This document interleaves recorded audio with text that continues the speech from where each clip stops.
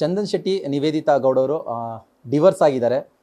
ಈಗಾಗಲೇ ಅಫಿಷಿಯಲ್ ಆಗಿ ಇಬ್ಬರು ಕೂಡ ಸೋಷಿಯಲ್ ಮೀಡಿಯಾದಲ್ಲಿ ಅದನ್ನು ಅನೌನ್ಸ್ ಕೂಡ ಮಾಡ್ಕೊಂಡಿದ್ದಾರೆ.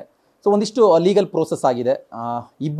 ಇಬ್ಬರ ಪರವಾಗಿ ವಕಾಲತ್ತು ವಹಿಸಿರುವಂತಹ ವಕೀಲೆ ಅನಿತಾ ಆರ್ ಅವರೀಗ ನಮ್ಮ ಜೊತೆಲಿದ್ದಾರೆ. ಸೊ ಮಾತಾಡ್ಸೋಣ, ಲೀಗಲ್ ಆಗಿ ಯಾವ ಥರ ಪ್ರೋಸೆಸ್ ಆಯಿತು, ನೆಕ್ಸ್ಟ್ ಏನಿದೆ ಅನ್ನೋದ್ರ ಬಗ್ಗೆ ಅವ್ರ ಹತ್ರ ಮಾತಾಡೋಣ. Hi madam. ನಮಸ್ತೆ ಮೇಡಮ್.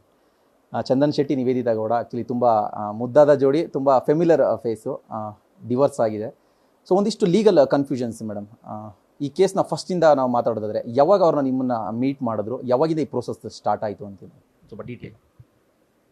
ಮೀಟ್ ಮಾಡಿದ್ರು ಅಂದರೆ ಒಂದು 6 ತಿಂಗಳ ಮುಂಚೆ ಮೀಟ್ ಮಾಡಿದ್ರು.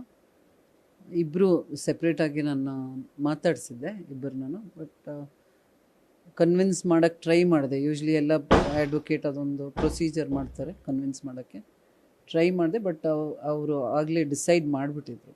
ದೇ ವಾಂಟೆಡ್ ಟು ವಿಚ್ಛೇದನ ಪಡಿಬೇಕು ಅಂತ ಇಬ್ಬರು ಒಂದು ಡಿಸಿಷನ್ ತೊಗೊಂಡಿದ್ರು. ಸೊ ಅದರಿಂದ ನಾನು ಏನು ಮಾಡಬೇಕು ಪ್ರೊಸೀಜರ್ ಅದರ ಪ್ರಕಾರ ಮಾಡ್ಕೊಂಡು ಹೋದೆ. ನ್ಯೂಸ್ ಫಸ್ಟ್ ನಿರ್ಭೀತಿಯಿಂದ ನಿಮ್ಮ ಪರವಾಗಿ.